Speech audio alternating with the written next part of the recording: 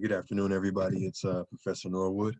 I hope you all are doing well and enjoying just a little bit of respite from, just finishing your rhetorical analyses.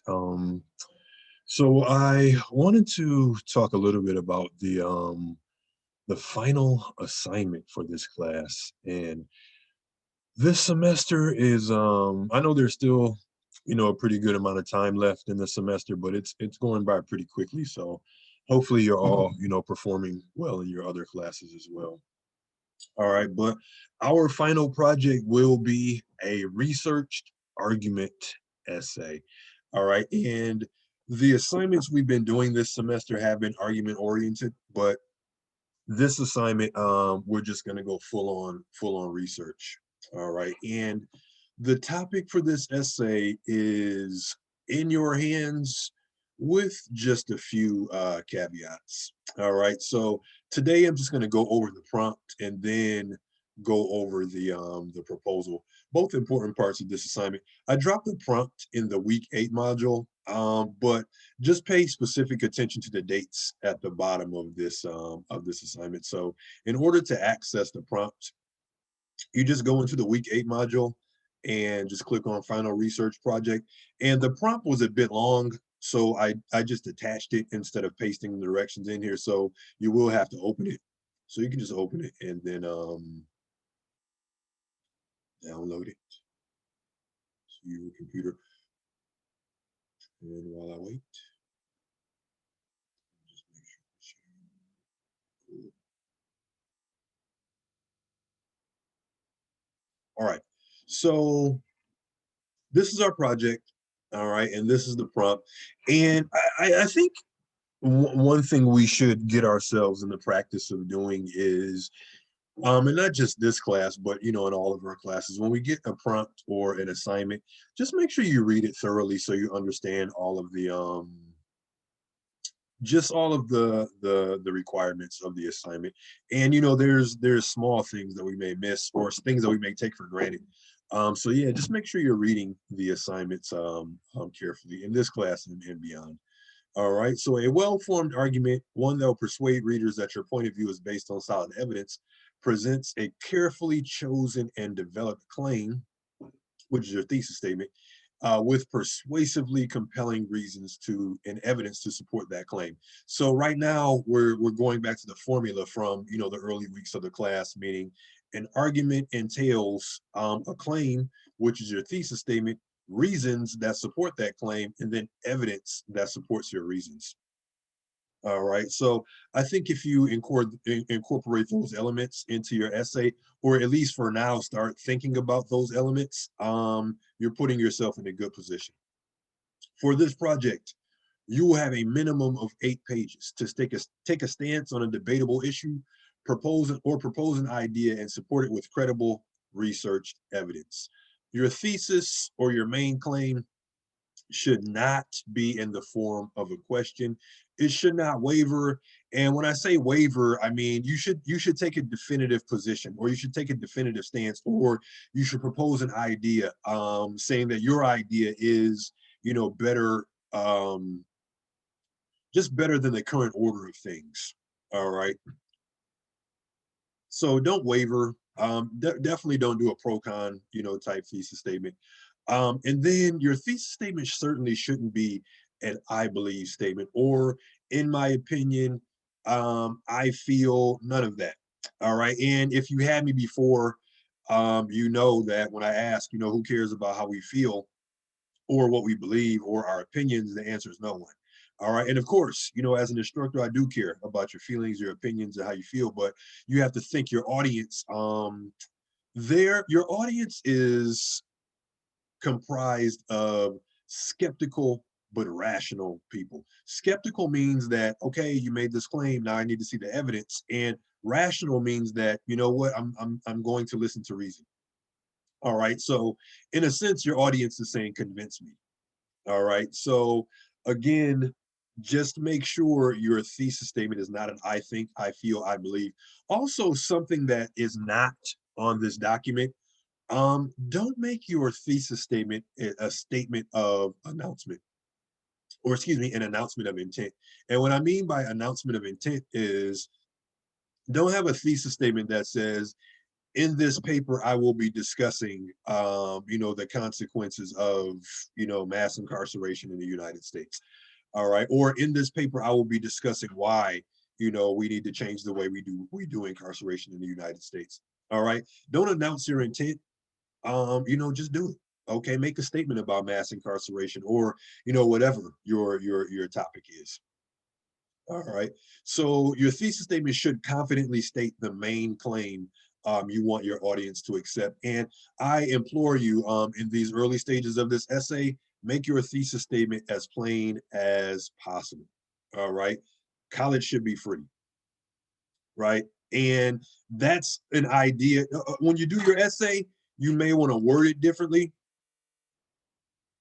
or add something to it. But I think in the very early stages of your essay, try to make your thesis statement or your main idea as plain as possible, meaning you're asking yourself the question, okay, what do I want my audience to accept? What is the idea that I'm going to persuade them to accept? And in the early stages, like I said, just make that as plain as possible. You can always go back and revise your thesis statement, but it's just important to communicate that idea as clearly as possible. And one thing I say to students, just imagine being in an elevator with someone, and you're going just from the first to the second floor, so that's going to be a very short ride. And the person you're on the elevator with, asks you, hey, what's your paper about? All right. And by the time you get to the second floor, which is a very short ride, you should be able to tell them what your paper's about. And the easy answer to that question is your thesis statement. Hey, what's your paper about? College should be free. Hey, what's your paper about? High school students shouldn't have homework. All right, or it's etc. So think about it. Just make it plain as possible. And like I keep saying, you can always go back and revise it, but it's very important to get that idea out. All right. So for this assignment, you will be required to cite a minimum of 5 credible sources using correct MLA formatting and style guidelines. All right. So make sure you're citing properly. Also, make sure your resources come from credible sources. In next week's module, I will be putting, or excuse me, in the week 9 module, I will be it's kind of about research, and there's material in there on how to differentiate between what's a credible source and then what's maybe a source that's I don't know, maybe a little um skewed to serve whatever purpose. All right, so 5 credible sources. And just a quick note about that, your sources can really affect the outcome of your argument. All right, if you're using sources from um or excuse me, if you're using content from sources that have these inherent biases, or sources that are based on bad research or bad science. All right, so again, just make sure you're evaluating your sources, and that's really what next week's module is about, just how to evaluate sources and how to find credible sources. We have a great resource right at our fingertips, which is the OCC library. All right. So 5 sources using credible MLA formatting, or excuse me, using correct MLA formatting and style guidelines. The topic and claim are completely in your hands for this project. Just be sure to choose a topic that's debatable. All right. One that's going to have, multiple positions. All right. Make sure it's sufficiently narrow. 8 pages may seem like a lot, if you've never written a paper of this length, but it's really not that much space to have a broad thesis statement. So make sure your thesis statement is something that's, narrow enough to address within 8 pages. All right. And make sure it's interesting. And when I say interesting, it just means make sure you have an interest or an investment in your topic. And like I said in our update in the announcements yesterday, just make sure you're writing about something that you care about. Okay, don't go for the low-hanging fruit topic, meaning like global warming and things of that nature. Now, if global warming is your passion, or climate change is your passion, or the environment is your passion, then by all means, write about it. But don't just choose that because there's a ton of resources out there about it. All right, choose something you care about, something that you have a stake in. Trust me, it makes this process that much easier. And writing a paper is never easy. All right.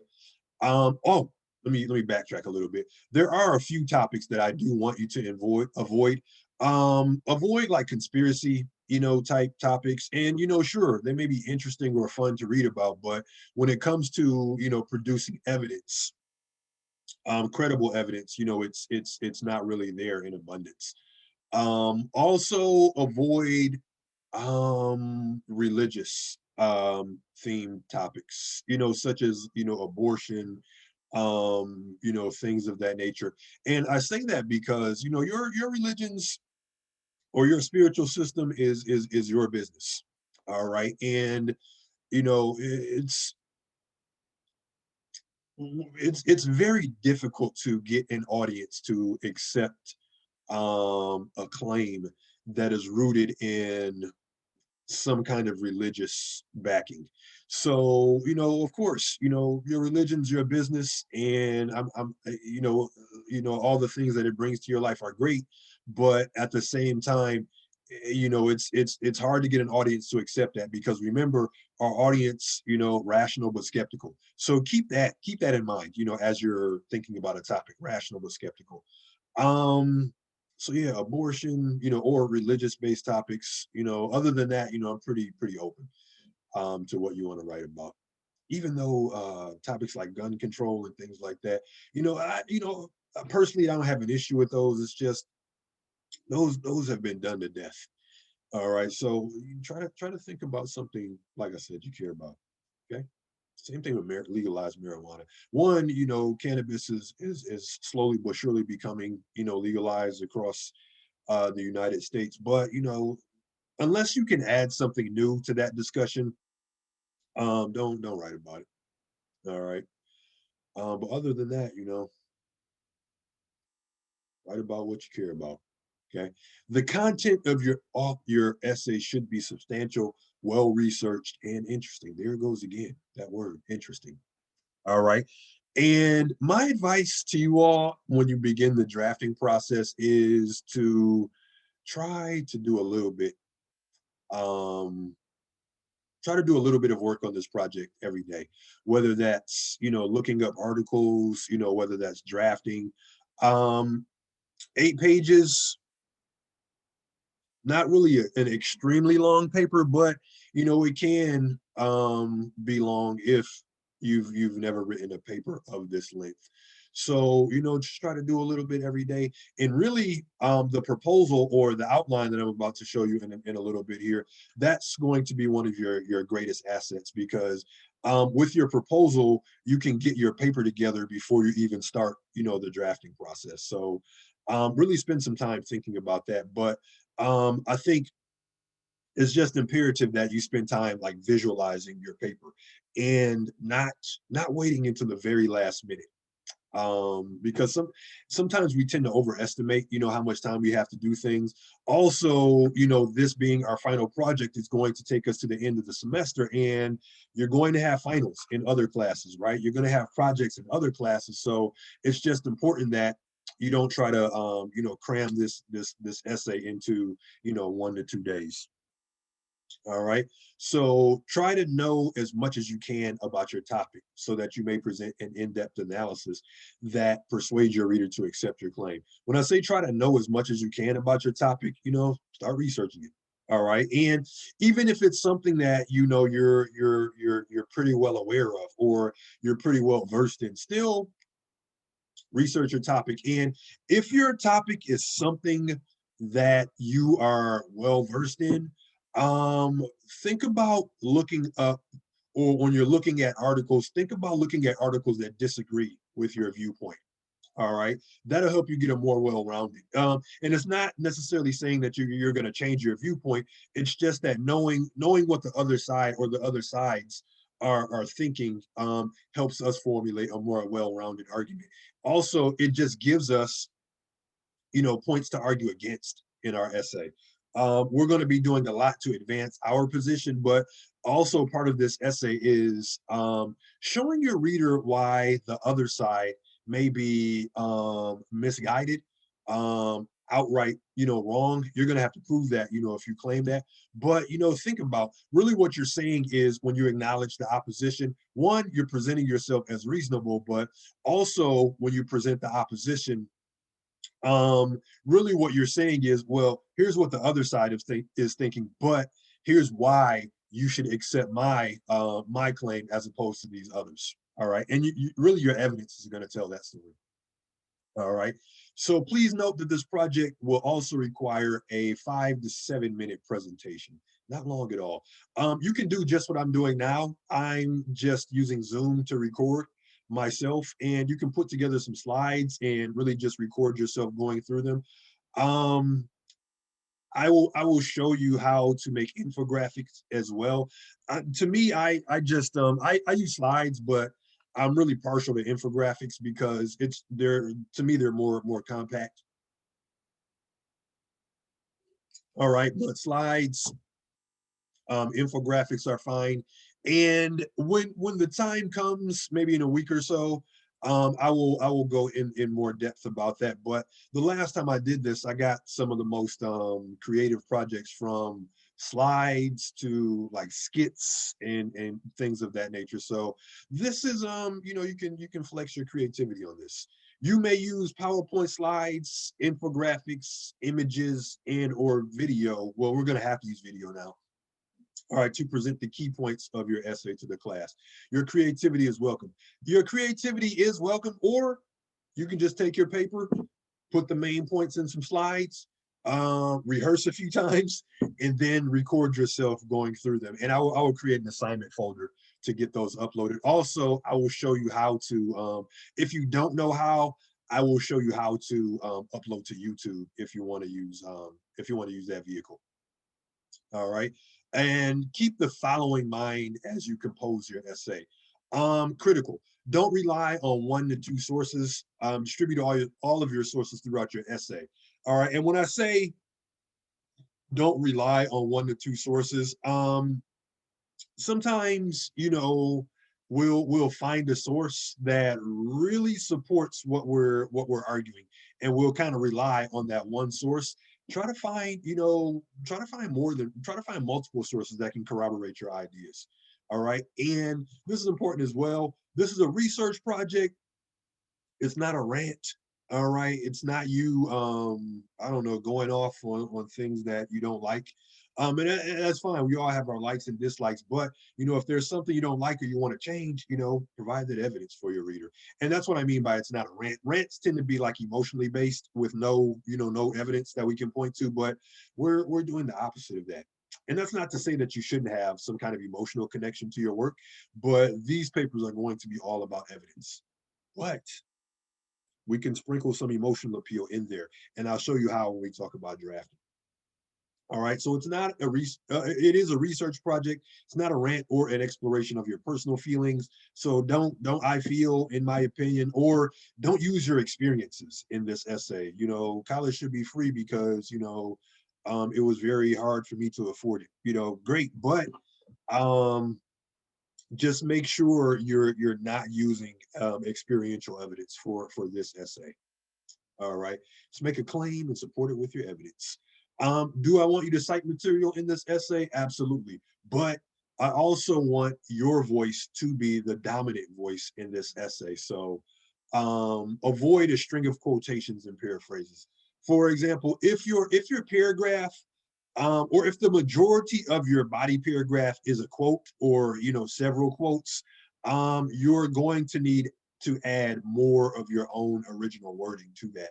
So just make sure that when you put your draft together, for your rough draft, try to stay below 20% of in your turned in percentage. But when you do your final draft, try to get that down to about 10 to 15%.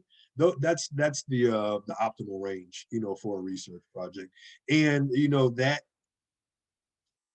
shows that your voice is the dominant voice. And really your research is used to support points that you're making in an essay. Don't use it to make the points for you. Your research pretty much says, hey, here's these points I made, but if you don't believe me, take it from this expert in the field. All right. So yeah, make sure that your voice, is the dominant voice in your essay, and use your resources to support ideas that you've already, or use your research to support ideas that you've already established. All right. Don't write an essay that is purely informational. Be bold. Okay. Take a stand on an issue, propose a logical idea or solution to an issue. Meaning, if you're going, I keep referring back to college should be free. That's a solution, to an ongoing issue. Now, my task for this paper, if I were to pursue that, would be to argue, how it's going to work. Okay, how that's going to work, and how it's better than what's happening now. And I really have to think about that issue. Is this just a pipe dream, or is this really plausible? All right. Papers with no definite stance will not succeed. So if you just write a paper, say, hey, Professor Norwood, my paper is going to be about global warming. And I'm like, cool, if you're into the environment, as we all should be as human beings that, live on this planet, fine. But if you just write a paper that's telling your audience about global warming, that's not an argument. All right. That's not an argument. You can say, here's what should be done to address, climate change. That's an argument. All right. That's an argument. And when I say here's what should be done, you're gonna name something specific, obviously. All right. Lengthy quotes and paraphrases should be avoided. All right. And again, just let your voice be the dominant one. All right. And sometimes there are lengthy quotes that, they just apply to what you're saying, but you can use the ellipsis, the three dots to shorten the quote, and take out material that doesn't change the meaning of the quote, but it's really not relevant to the what the quote's actually saying. All right. So, and then finally, the instructor, humble Professor Norwood, am not part of your audience, meaning don't write to the teacher. Really, in any class, right? Don't write to the teacher and, say what you think the teacher wants to hear. All right. I'm not part of your audience as an instructor. Of course, when it's all said and done, I'll be evaluating these, but if you do incorporate me into your audience, just think of me as, just a person trying to figure it out like everybody else. So think of your audience as skeptical. They're not going to believe you right off the top. All right. Not going to believe you just because you're a nice person. Right. Not going to believe you just because you believe your claim very passionately. All right. So skeptical means convince me.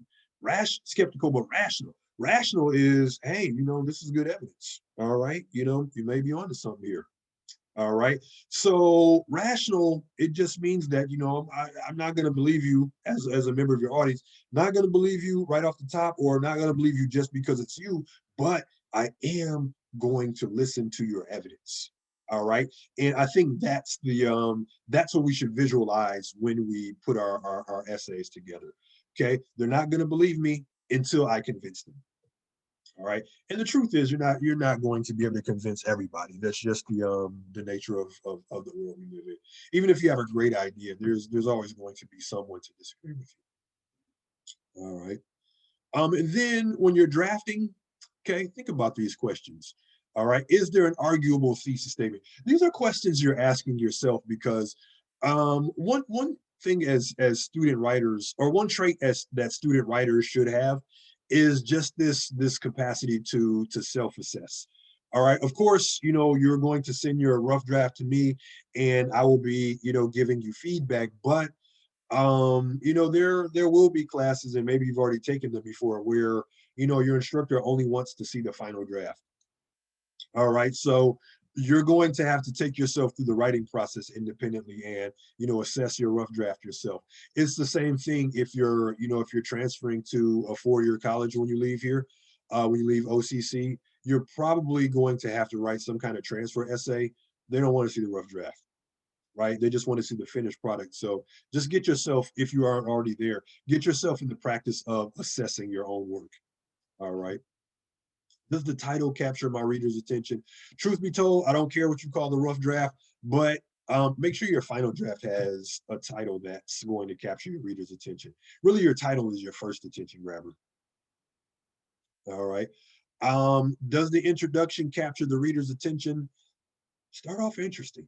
Okay. That first sentence really sets the tone for the entire essay. So don't begin, with some generic opening. People all over the world use technology. Of course they do. Okay. And your audience knows that. So don't open like that. Okay. You've already given them a Mego moment. Mego is MEGO, and it just means my eyes glaze over. All right. So, if you've given your reader one of those moments early on in the essay, you kind of set them up to expect that throughout the essay. And, they're going to tune out. So, think about how you're going to open. All right.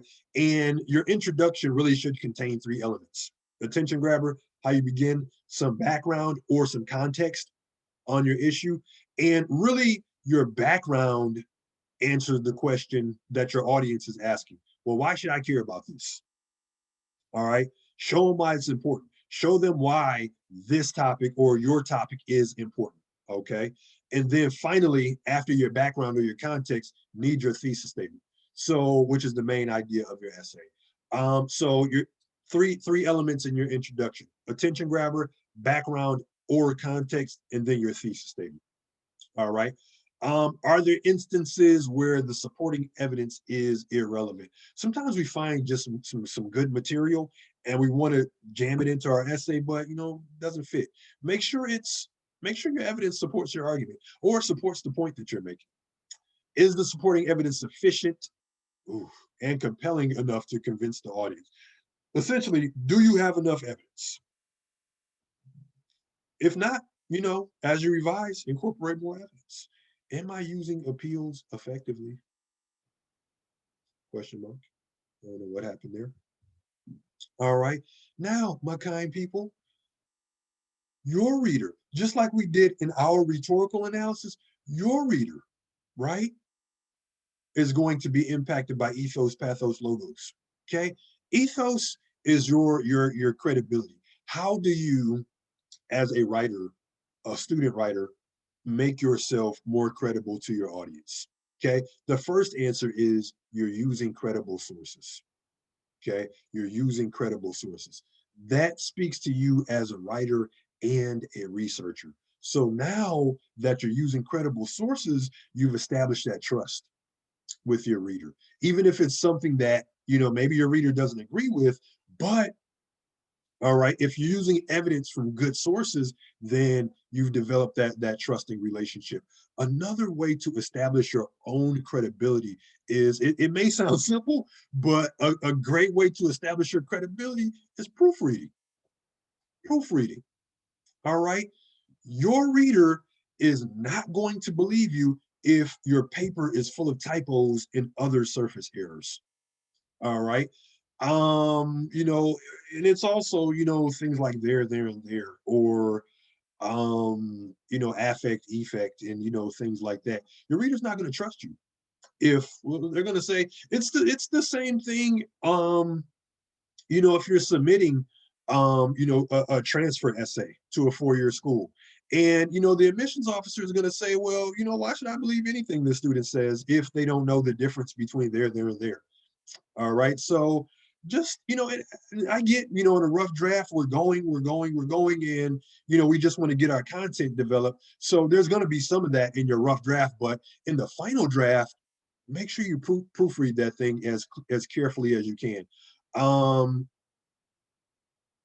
One thing I do when I have to proofread something, or if I'm writing something where I know I can't have any errors in this thing, I just will enlarge All right. And it seems kind of time consuming, but I will, just look at every word carefully to make sure that it's right. All right. So, and I'll give you all some more proofreading strategies when the time comes, but credible evidence and your writing.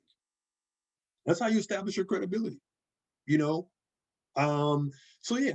And then with pathos, right? One of the great strategies for argument is incorporating just the right balance of emotional appeal. All right.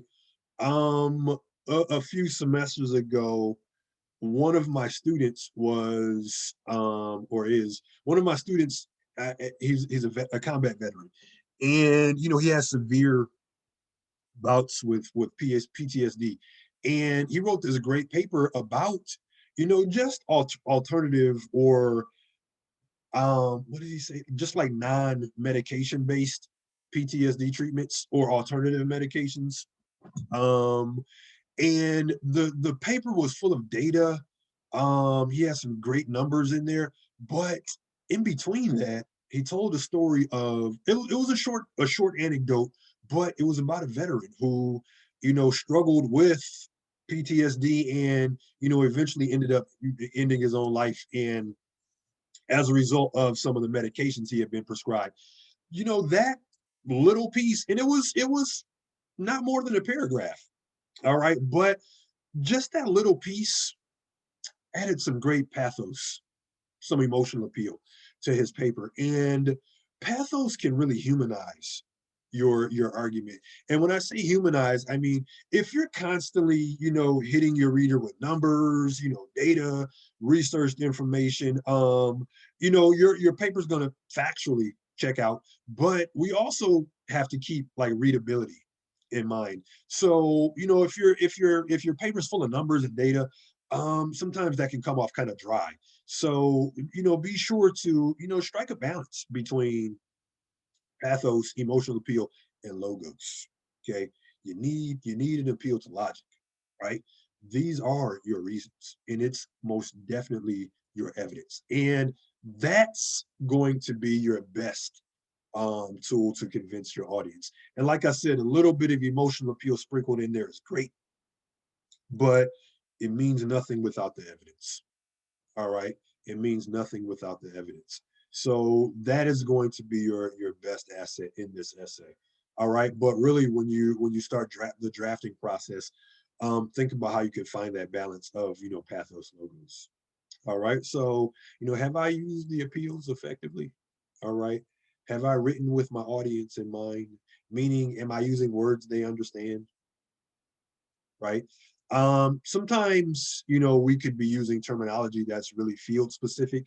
Like if you're writing about a medical issue and you're using all this medical terminology, define that, break it down for your reader. Okay.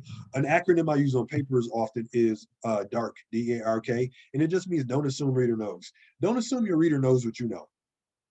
All right. So yeah, keep your audience in mind. And then, your audience, rational, skeptical, also diverse, right? So, we have to keep in mind, some things we write that may be acceptable in our communities could be offensive, to your reader.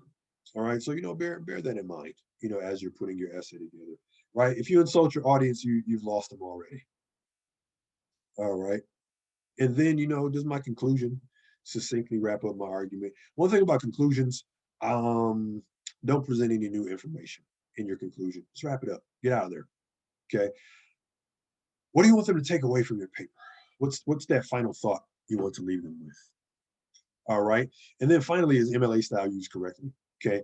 Ton of resources on the internet to verify that. Also, our book, the inquisitive aspect of it has some great MLA resources in our online library as well. Okay, so ask yourself these questions. All right, and then finally, we got about a month for this entire thing.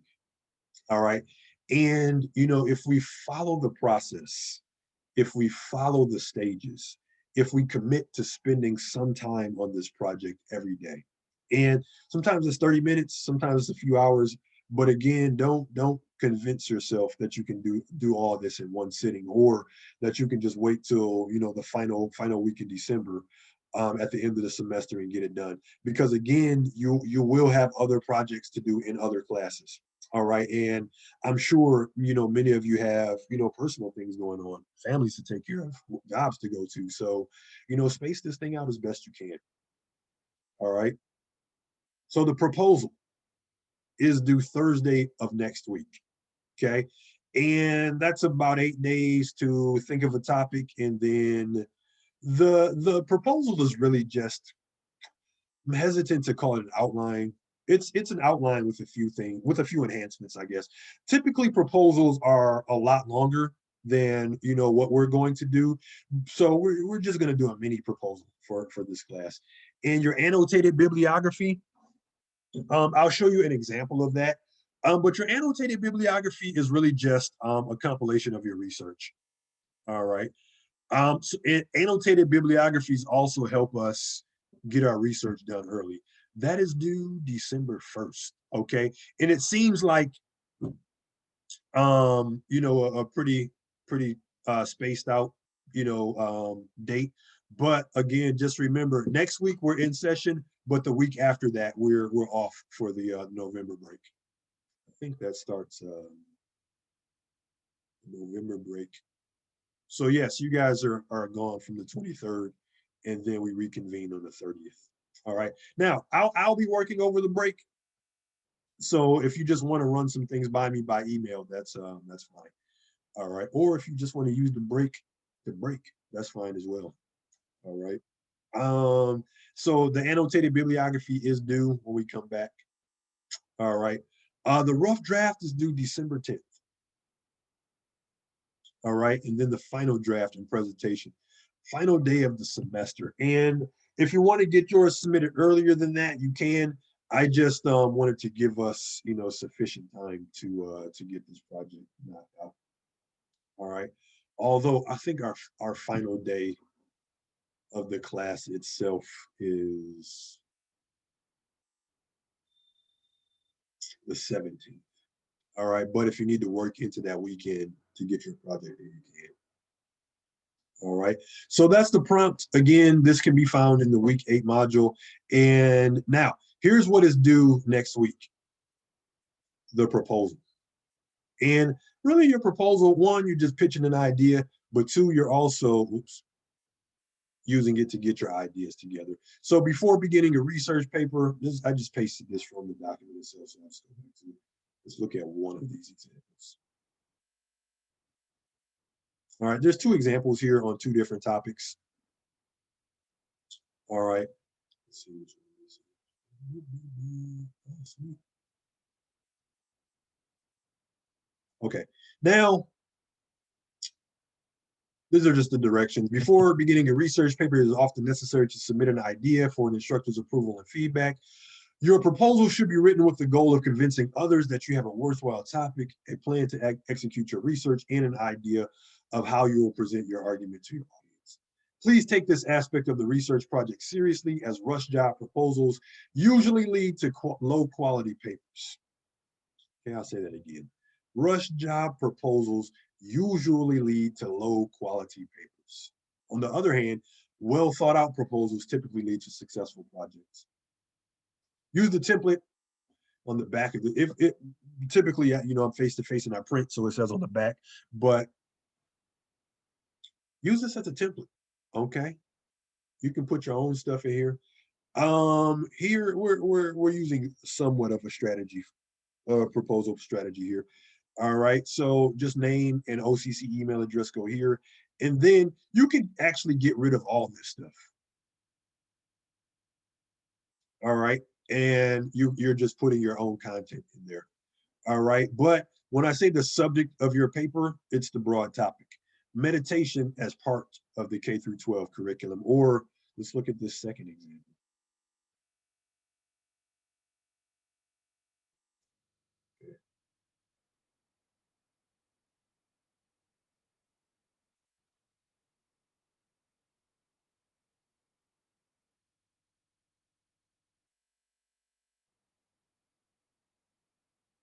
right? I think I actually do want to use the second example. This one has just a few little features.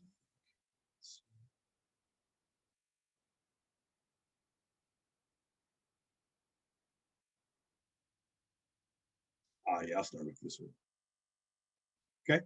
So, same setup, name, address. But now, okay, subject of this one is privatized prisons. That's the topic. Okay. Our subject. Have not made a claim just yet. That's just what the paper's about, or the big idea of what the paper's about. And the next item is your working thesis. Working thesis just means here's my idea. I just may say it differently. All right. And then it just goes back to what I was saying early, in this discussion. Just make it plain as possible. Privately owned prison systems are ineffective and should be phased out. That's it. That's it. And again, I may add some things to it, when I put my draft together, but here's the main idea. Privately owned prisons are ineffective, and should be phased out. Okay. This should be is proposing an idea. And it's the same with, my other example. Meditation should be part of the K-12 curriculum. Right? What is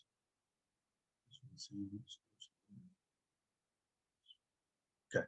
Now, all right. This is why should I care about this? Okay. Why should I care? All right. Or excuse me, this is an introduction to the problem, right? Why is your issue? Why is this claim private prisons should be phased out? Why is that a claim? Or excuse me, why is that important? Well, the US has a serious problem with incarceration. And now, before I go into this, as you're writing this, you could almost write something that could eventually turn into your introduction paragraph in your essay. All right. And here you're just, laying out the issue. Why should I care? Right? Why does it matter? Okay, the US has a serious problem with incarceration. While the country only represents 4.5% of the global population, the US incarcerates nearly 25% of the world's inmates. The number of inmates in America's correctional facilities has quadrupled since the early 1980s. Though the prison population is gradually increasing, there still remains gradually decreasing, there still remain significant issues with the way the US does incarceration. Racial and economic disparities in sentencing, fewer opportunities for rehabilitation, and inhumane conditions plague many prisons in the US. Furthermore, the aforementioned issues become intensified with privately owned, profit-driven prisons. With the goal of maximizing profit, private prisons will make cutbacks in key areas, and the effect is poorly managed and understaffed facilities that significantly decrease inmates' chances of successfully reintegrating into society upon release. Additionally, while inmates of both privately and federally owned prisons are frequently used as a source of cheap labor, private prisons depend on generating income. Therefore, there is more of an incentive to exploit prisoners' labor. Okay, so really, what's the problem? What's the problem you're addressing? Right? Here's the purpose. Okay, here you will discuss why your project matters and what questions you will be addressing. Okay. The aim of this project is to prove the assertion that prison for profit is counterproductive and should be phased out. Okay. That's my goal. I just want to prove that, privately owned prisons are counterproductive and should be phased out. All right. The questions to be addressed in this study these are questions I'm going to answer. If I were to flesh this essay out. Are private prisons constitutional? What drives private prison populations? What is the true cost of budget slashing measures in private prisons? How do private prisons increase recidivism? How are inmates' human and civil rights violated? Is there collusion with the government? The findings resulting from these inquiries will support my claim that private prisons should be banned. Okay, so think about the questions that you want to answer. Okay, intended audience, rational but skeptical, but we can get a bit more specific. For this project, excuse me, the intended audience for this study, this is just directions up here, so you can delete all of this. The intended audience for this study will consist of inmates, lawmakers, private prison shareholders, politicians, and citizens with an interest in changing the way the U.S. handles incarceration. Documentation style, MLA, that's going to be the same for all of us. Types of sources. This study will utilize a blend of statistical data from the U.S. Bureau of Justice Statistics and peer-reviewed studies of the economics of prisons, private prisons. This study will also include data from academic journals such as the American Law Review. Additionally, anecdotal evidence like personal testimony from inmates will be used to support claims. That's going to be my pathos. Personal testimony from inmates or lawmakers or privately owned prison operators, whatever. Okay, so when I say personal testimony, you can include personal testimony in your essay, just not yours. All right, just not yours. Now, reasons. Why should your audience support the notion that privately owned prisons should be phased out? Now, try to use a minimum of 4 because this is what's going to build your paper. These reasons. All right, these reasons. All right, and I say try to come up with at least 4, but the more you come up with, the better off you're going to be. All right, so now when you look back at your thesis statement, you're asking yourself why. Okay, why should privately owned prisons, be phased out? Well, privately owned prisons have a history of inhumane treatment of inmates. Privately owned prisons have a vested interest in recidivism, meaning they have a vested interest in, getting people to come back once they're released. Private prisons do not save taxpayers money. Minorities, the poor, and immigrants are overrepresented in private prisons. And then inmates are exploited for cheap labor. And if you want to keep going, you can have 6, 7, 8, or whatever. All right. And then I'm going to offer a solution. I'm going to provide a rationale for why banning private prisons makes sense. All right. And part of that, just thinking out loud, I was thinking out loud with this proposal, perhaps a look into other more progressive countries, how more progressive countries address crime and punishment will be included as well. All right. And then this is a critical piece of this assignment. Okay. What's the other side saying? And then what's your response to them? Okay.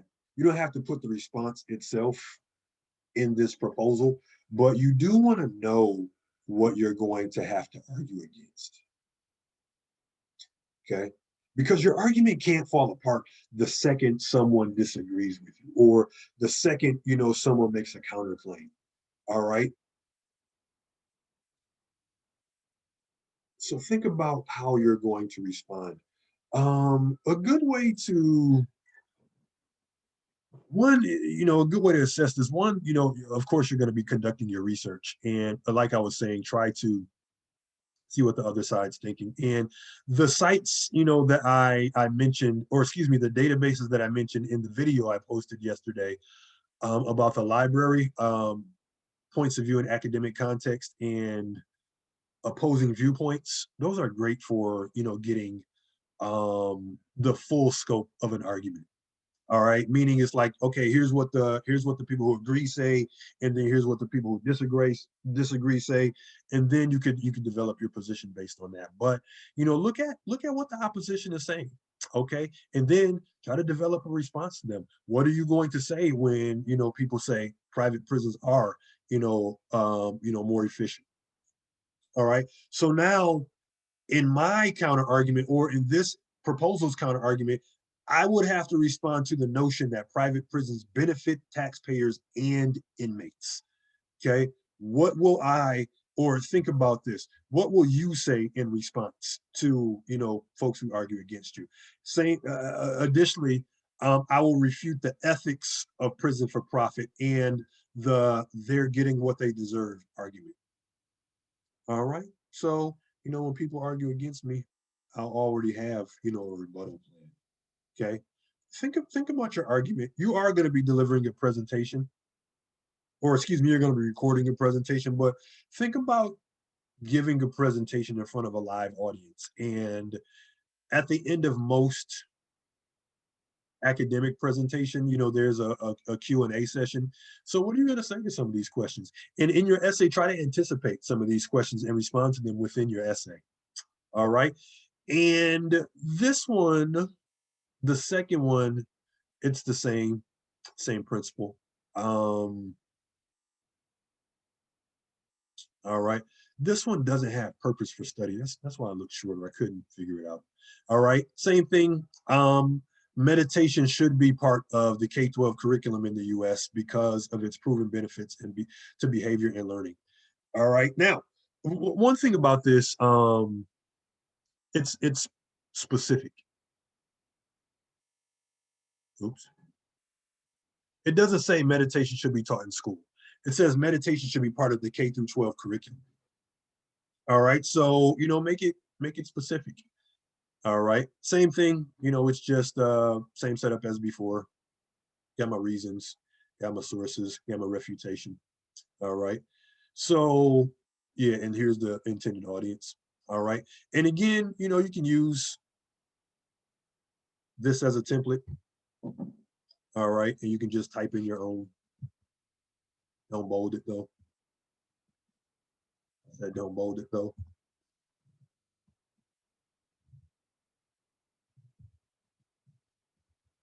All right. So you can get rid of my stuff and then just type your own in there, or you can recreate this. But hopefully you use the template so you don't have to put yourself through that work of recreating a template. Now, good people, just a couple things to close. One, don't be intimidated by this paper. All right, don't be intimidated by this paper. A wise person once said to me that writing a 20-page paper is the same thing as writing a 3-page paper. And I was skeptical at first, but then I was like, my mentor is right. Okay, it's just don't make it bigger in your mind. All right, don't make it bigger in your mind, or don't psych yourself out of doing it before you even get started. Okay, just do it a step at a time. Right now, the only steps you have to worry about are deciding on a topic, putting your proposal together. Okay, that's it. All right, that's it. All right, so yeah, that's all I got, folks. I'm available for questions, by email. If you just want to run your topic by me, that's fine as well. All right, or if you're thinking of several topics and you want to run those past me, via email, that's fine as well. All right, so take care, good people. Have a great week. Take care of yourselves. All right, especially around this time. I know I said I was going to end, but this is the time, semester tends to pick up, mental health of utmost importance. So, sure, we're doing a writing project. Sure, you have other classes and jobs and stuff. But always take time out to take care of yourself, even if it's just a few minutes of breathing every day. All right. Okay, that's it for real this time. Take care.